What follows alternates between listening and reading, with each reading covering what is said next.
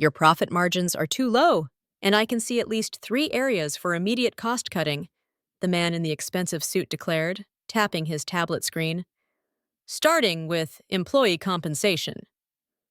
I sat across the desk, stunned into silence, as Harold Bowie, the new regional manager from Brightpaw Veterinary Partners, explained how my career of 14 years at Oakwood Animal Clinic was now worth exactly 60% of my current salary. Nothing personal, Dr. Claire Grant, just business, he said with a practiced smile. We need to align your compensation with industry standards. My name is Claire Grant.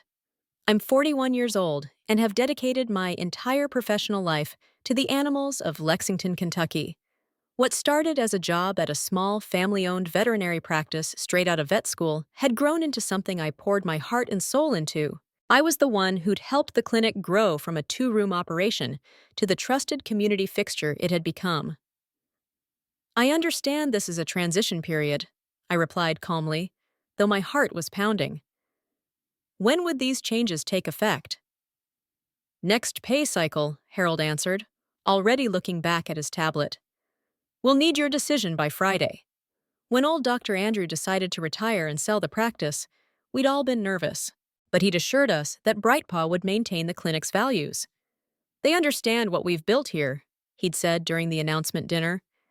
Now, 3 weeks after the sale was finalized, I was facing a choice between a massive pay cut or walking away from the practice that felt like my second home, where I'd trained every vet tech, where I knew hundreds of pets by name, where clients specifically requested me for their animals' care. I appreciate your transparency, I said, standing up. I'll have my decision for you by Friday. Harold nodded without looking up. As I walked toward the door, he called after me.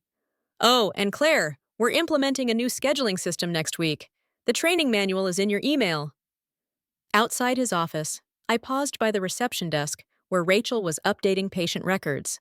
She'd been our receptionist for 12 years, and her concerned expression told me she already knew. You too?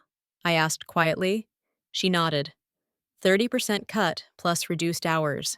What are you going to do? I whispered, mindful of the clients in the waiting room. Rachel glanced at the families with their beloved pets, a golden retriever patiently sitting beside an elderly man, a woman cradling a cat carrier, a child petting a rabbit in her lap. I don't know yet, she replied, but something tells me things are about to change around here, and not for the better. A sense of resolve began building inside me. This wasn't just about my salary. This was about everything we'd built, everything we stood for. I looked around at the clinic that had been my life's work, and knew that something had to be done.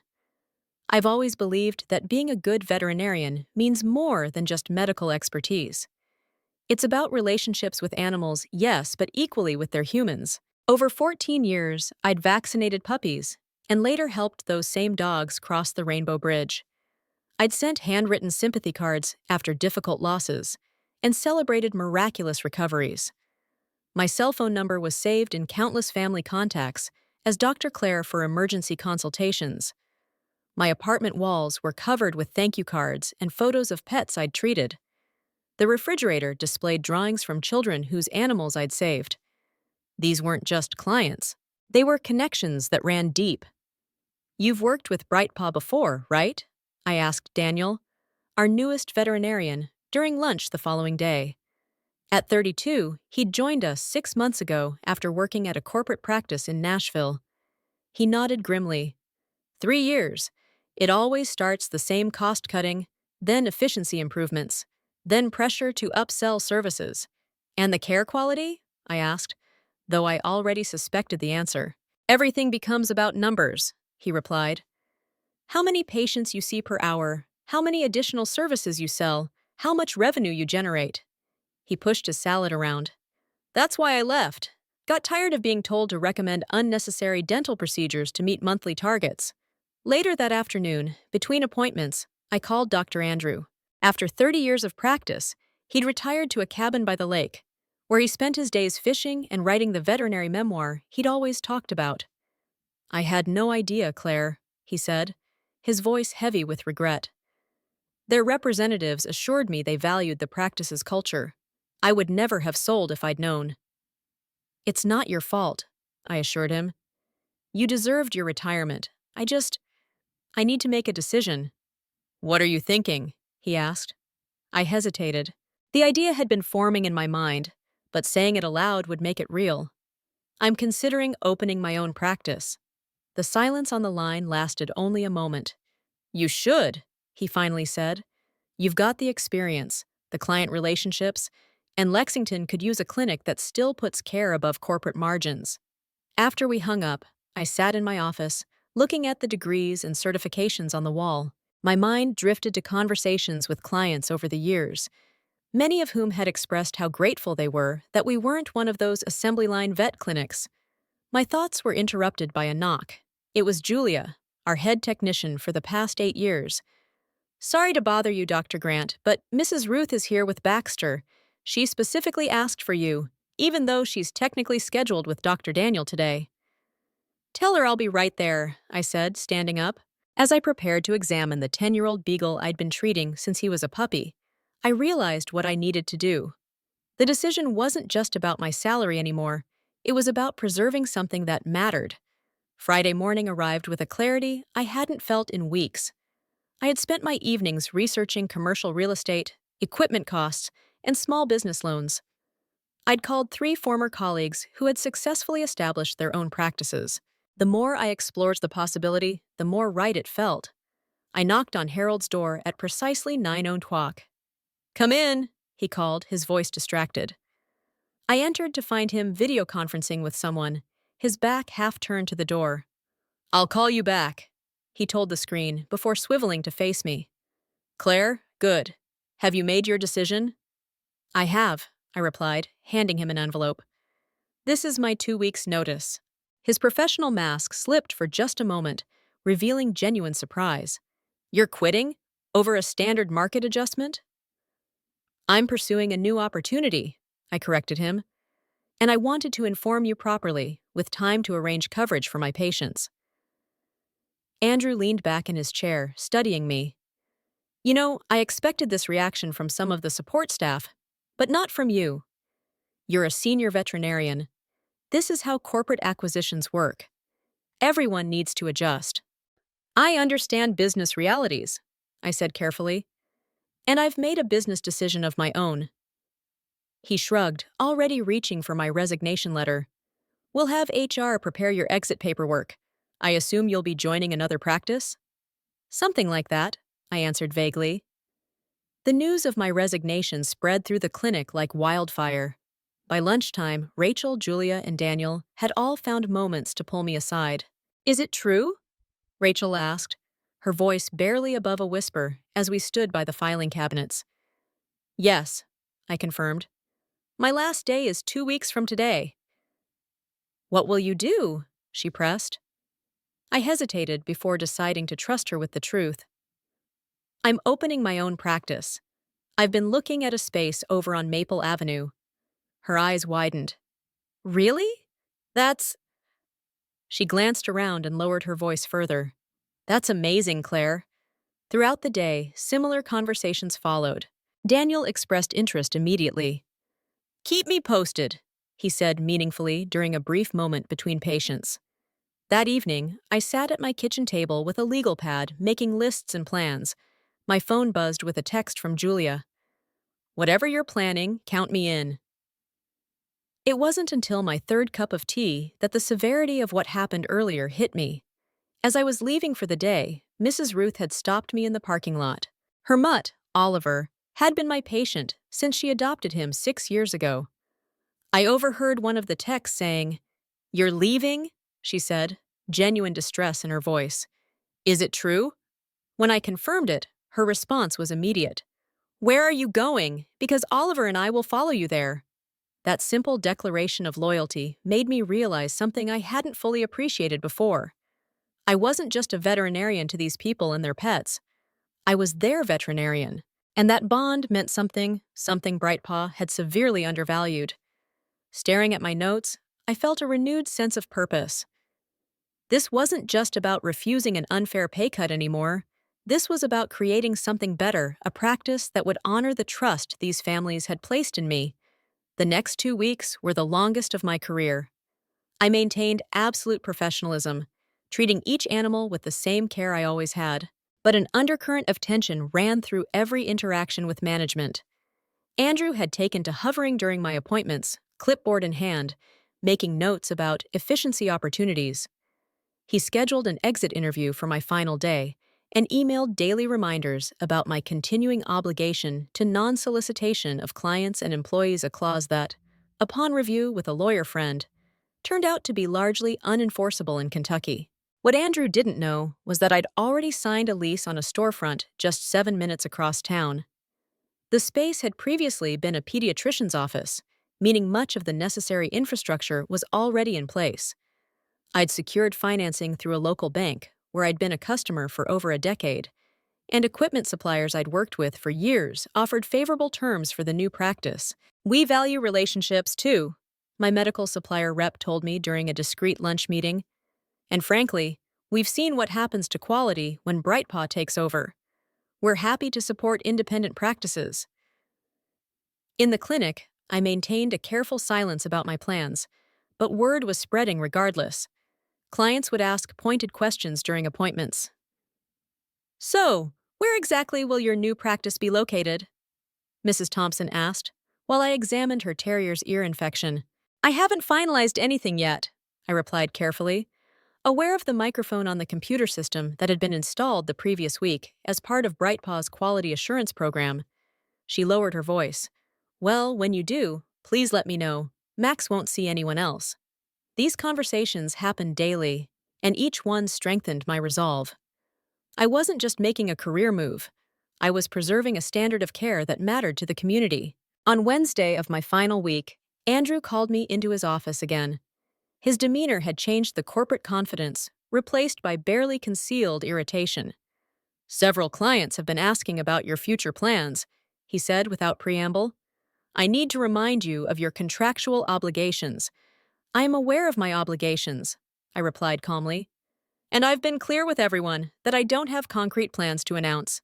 He tapped his pen against the desk. "We've invested considerably in acquiring this practice, Dr. Grant. Brightpaw won't look kindly on any attempts to undermine that investment." "I understand," I said. "Is there anything else?"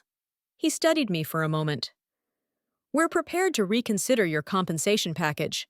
Perhaps we were too aggressive with the initial adjustment." The offer caught me off guard. It was the first sign that perhaps Brightpaw was recognizing their miscalculation, but it was too late. The lease was signed, equipment ordered, and my vision for Riverbank Animal Hospital was already taking shape. "I appreciate that, Andrew, but my decision is made." Later that afternoon, Rachel slipped a folded note onto my desk. Inside was a list of 20 client names with a simple message: "These people called today specifically asking about you." At the bottom, she'd added, "When you're ready to hire a receptionist, call me first." That evening, I met Daniel and Julia at a coffee shop several miles from the clinic, far enough to avoid running into anyone from Brightpaw. Over lattes, I finally shared my plans in detail. "I've secured a location on Riverbank Drive," I told them. "It'll be called Riverbank Animal Hospital, opening in about 6 weeks if everything goes according to schedule." "6 weeks?" Julia repeated, her expression thoughtful. "My reduction in hours takes effect in 3. Interesting timing." Daniel leaned forward.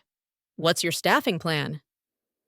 "I need a veterinarian who shares my philosophy of care," I said, meeting his gaze directly, "and an experienced lead technician." Their smiles told me everything I needed to know. By the time we left the coffee shop, my new practice had unofficially gained its first team members. The pieces were falling into place, but I had no idea that Brightpaw was about to force my hand in a way I never anticipated. My second-to-last day at Oakwood began with an unwelcome surprise.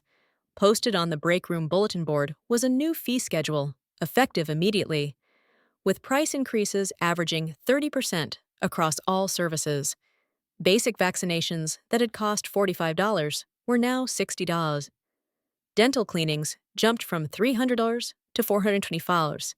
More disturbing were the new care packages highlighted in bold bundled services that included tests rarely needed for healthy animals. The comprehensive wellness package included 3 separate screens that most pets simply didn't require at routine visits. "They're not even trying to hide it anymore," whispered Julia, a young vet who had joined us just before the acquisition. "Daniel already told me we need to recommend the premium package to every client today." My stomach tightened. This wasn't just corporate streamlining anymore. This was exploitative when Mrs. Ruth brought in her elderly cat, Chairman Meow, for his arthritis check. I found myself in an impossible position. The new protocols required me to recommend a full senior panel costing nearly $500, despite having run the same tests just 2 months earlier. "Is this really necessary so soon?" Mrs. Ruth asked, her concern evident. Living on a fixed income, she budgeted carefully for her cat's care. "The new owners have implemented standard protocols," I explained carefully. "But in my professional opinion, given Chairman's recent normal results, we could wait another 4 months for these particular tests." She looked relieved, but my compromise was short-lived. Andrew had apparently been monitoring the appointment through the new electronic system. He entered the exam room before I could complete the visit. "Mrs. Ruth, I'm Andrew Bowie, Regional Manager." He introduced himself with a practiced smile. "I couldn't help noticing that we haven't scheduled Chairman's senior wellness package today." What followed was a master class in pressure tactics, subtle implications that skipping these tests was neglectful, mentions of catching problems early, and finally, the closing offer of a special one-time discount that still exceeded what these tests should actually cost. I watched Mrs. Ruth's expression shift from confusion to guilt to resignation as she finally agreed, her hands gripping her purse a little tighter. After she left, Andrew pulled me aside. "Dr. Claire Grant, when we recommend a protocol, we expect our veterinarians to support it fully." "Those tests are unnecessary right now," I said, keeping my voice low but firm. "This isn't about healthcare, it's about revenue." "This is about standardized care," he countered. "Your personal attachment to clients is clouding your professional judgment." I nearly laughed at the absurdity. "My personal attachment to clients is called building trust. It's why this practice has thrived for decades." He checked his watch dismissively. "Well, thankfully, we only have to manage that approach for 1 more day." The rest of the day proceeded similarly, with Andrew hovering around my appointments and intervening whenever I didn't push the new protocols aggressively enough. By closing time, I was emotionally exhausted. As I was updating Chairman Meow's file, I noticed something that made my blood run cold. In the notes section, an administrative entry read, "Patient transfer to Dr. Daniel effective immediately. Dr. Grant no longer primary veterinarian." A quick check of several other longtime patients revealed the same change. They were reassigning all of my patients before I'd even left. That night I couldn't sleep. I'd planned to depart quietly, give myself time to set up my new practice, and only then let clients know of my new location, but Brightpaw's aggressive tactics and willingness to exploit client trust changed everything. At 2 a.m., I made a decision. I sat at my computer and drafted an email to the lawyer who'd been helping me establish my new practice. "Need to accelerate timeline," I wrote. "How soon can we open, even in limited capacity?" Her response came surprisingly quickly. "With temporary equipment, rental, and creative scheduling, potentially 2 weeks. Call me in the morning." I closed my laptop, finally able to relax enough to sleep. Tomorrow would be my last day at Oakwood Animal Clinic, and it wasn't going to go the way Andrew Bowie expected. My final day arrived with a sense of both ending and beginning.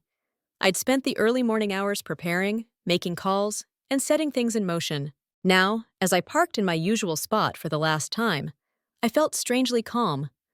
The morning passed with a series of emotional goodbyes from staff members who'd become family over the years. Even some of the newer employees who barely knew me seemed affected by the shift in the clinic's atmosphere. "The schedule looks light today," Rachel noted when I stopped by reception. Indeed, I had only 4 appointments, unusual for a Friday. "Andrew blocked off most of my day for transition activities," I explained. "Apparently, I have a lot of paperwork to complete before I leave." What neither of us said was that my regular clients had already been redistributed among the remaining veterinarians. At noon, Andrew summoned me to the conference room for what he called a departure protocol meeting. I expected the usual exit interview formalities, returning keys, signing final paperwork, perhaps a cursory acknowledgement of my years of service.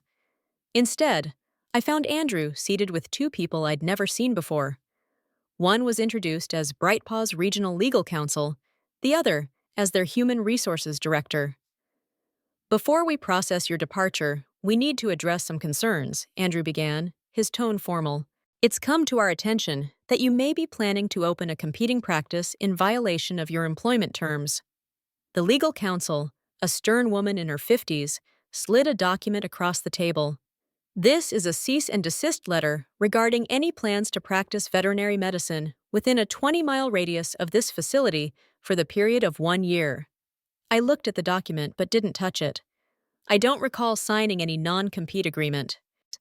"It's incorporated in the transition documents all employees signed when BrightPaw acquired the practice," she replied smoothly.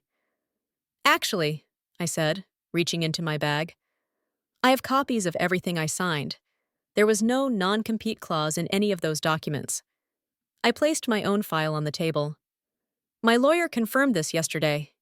The atmosphere in the room shifted perceptibly. "Furthermore," I continued, "Kentucky law significantly limits the enforceability of non-competes for medical professionals, including veterinarians particularly when patient welfare is at stake." The lawyer and HR director exchanged glances. Andrew's confident expression faltered. "We're not here to debate legalities," Andrew said quickly. "We simply want to ensure a smooth transition for our clients." "Your clients," I corrected him gently. "And I agree completely about ensuring their care isn't disrupted." The HR director, apparently sensing an opportunity to de-escalate, adopted a conciliatory tone.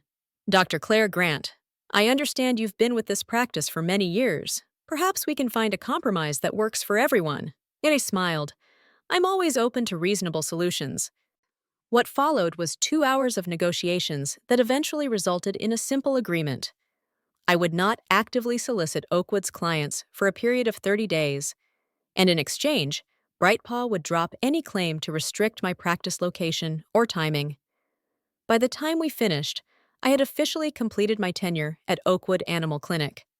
I collected my personal belongings, said my final goodbyes, and walked to my car with a mixture of nostalgia and excitement. As I was pulling out of the parking lot, my phone chimed with a message from Rachel.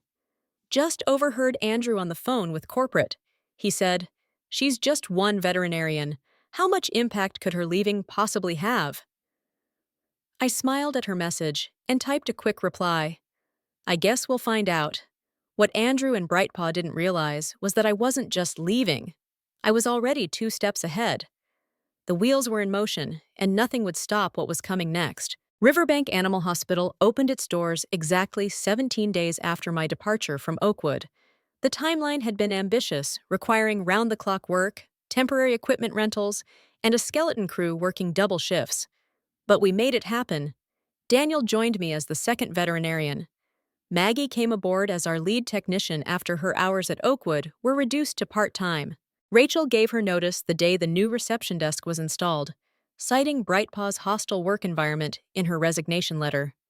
Our first day was meant to be a soft opening, a chance to test systems with a handful of appointments before a proper launch the following week. I'd only personally called about 20 longtime clients whose pets had ongoing medical needs that I'd been managing. At 8:45 a.m., 15 minutes before our official opening, I looked out the front window to an astonishing sight. A line of people and pets stretched across our small parking lot and down the sidewalk. "Did you call all these people?" Daniel asked, eyes wide. "No," I said, stunned. "I only contacted a few with urgent needs." Rachel was already at the reception desk, logging into our new practice management system. "I think word got around," she said with a knowing smile. As we opened the doors, familiar faces poured in: Mrs. Ruth, with Baxter the Beagle, the Garces with their 3 rescue cats, Mr. Johnson and his ancient tortoise Methuselah, clients I'd cared for over years, decades in some cases. "We saw on the community Facebook page that you were opening today," explained Mrs. Ruth. "No one wanted to miss it." By lunchtime, We'd registered over 70 pets in our new system. By closing, that number had more than doubled. Every client had the same message. They followed their veterinarian, not the clinic brand. What touched me most were the small gestures of support. Clients brought homemade cookies, congratulation cards, and small gifts for the new practice. One family even arrived with pizza for the staff lunch. That evening, as we finally closed the doors after an exhausting but exhilarating day, I received a text from a former colleague still working at Oakwood. Emergency meeting called for tomorrow morning. Apparently, the schedule is suddenly empty. The following week exceeded even my most optimistic projections. We quickly had to expand our hours and hire additional staff to accommodate the influx of patients. By the end of our first month, we had registered over 800 pets in our system, approximately 70% of Oakwood's former client base. What surprised me most wasn't the number of clients who followed us, but rather how they found us. We had done minimal advertising, relying primarily on word of mouth and a simple announcement in the local paper. Yet clients kept coming, often mentioning that they'd heard about us from friends, neighbors, or community social media groups. "The neighborhood pet groups have been buzzing about your new place," one client told me, as I examined her Labrador puppy. "Everyone's talking about how you stood up to that corporate chain." I hadn't intended to become a symbol of resistance against corporate veterinary care, but somehow that narrative had taken hold. People shared stories about their experiences with BrightPaw's new pricing and protocols, contrasting them with our transparent fees and individualized approach to care. 3 months after opening, I received an unexpected visitor. Dr. Andrew Harrington, my former mentor and the previous owner of Oakwood, came to tour the new practice. "I had to see it for myself," he said, looking around with undisguised approval. "You've created something special here, Claire." As we walked through the clinic, staff and clients greeted him warmly, many expressing how much they missed him, but how happy they were with the new practice. "I made a mistake selling to BrightPaw," he admitted quietly as we finished the tour. "I should have approached you first." "Everything worked out as it should," I assured him. Later that day, I received an email that brought everything full circle. It was from Daniel Bowie, requesting a meeting to discuss the veterinary landscape in Lexington. I smiled as I typed my response. "I'm available next Tuesday at 2 p.m. Nothing personal, just business." Looking around at the thriving practice we'd built, filled with wagging tails, purring patients, and the team I trusted, I realized that sometimes the best revenge isn't just success, but creating the place you were always meant to.